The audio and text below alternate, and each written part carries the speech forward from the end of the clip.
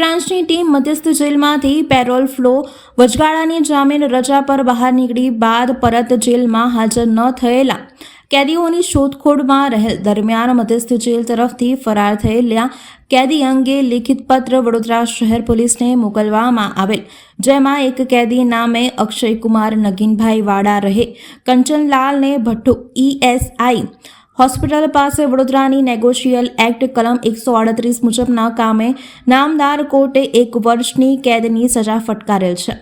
આ ઇસમને પાકા કામના કેદી તરીકે વડોદરા મધ્યસ્થ જેલમાં રાખેલ હોય. આ કેદી 25 ફેબ્રુઆરી 2025ના રોજ વડોદરા મધ્યસ્થ જેલથી પેરોલ રજા પર મુક્ત થયા બાદ આ કેદીને તેની પેરોલની રજા પૂર્ણ થયેલ 5/3/2025ના રોજ પરત જેલ ખાતે હાજર થવાનું હતું.